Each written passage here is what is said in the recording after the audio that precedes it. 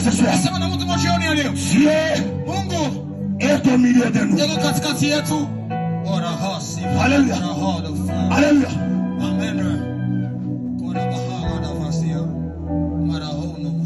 Je te pose une question. Pourquoi Dieu parle autant de la conséquence? Pourquoi? Pourquoi?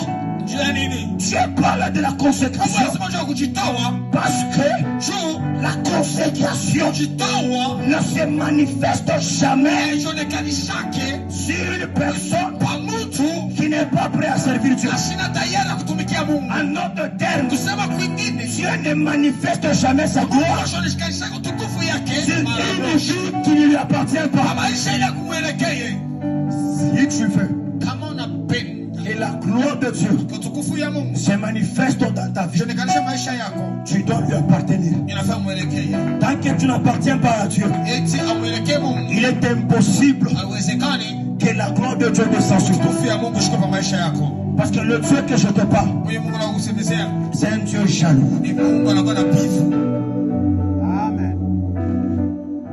Si tu veux que la gloire de Dieu descende dans ton ministère, tu dois appartenir à Dieu.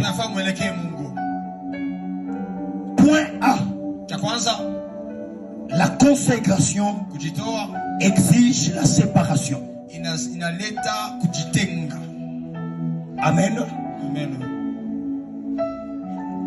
Quand vous lisez, vous commencez du verset 2 jusqu'au 4e. Verset 2 jusqu'à 4. Il dit que le nazir d'abord devrait s'abstenir du vin. Et le vin représente souvent le plaisir,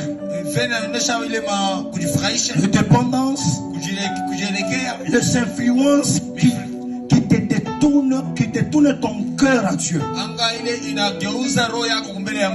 Ici, il avait dit il ne doit pas toucher au vin.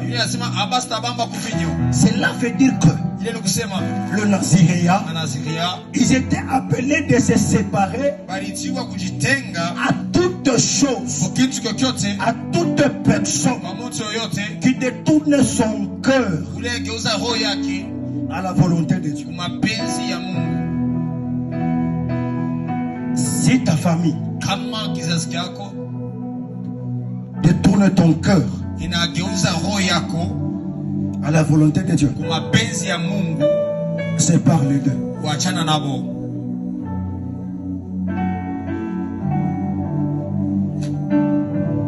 Nous, on avait deux familles.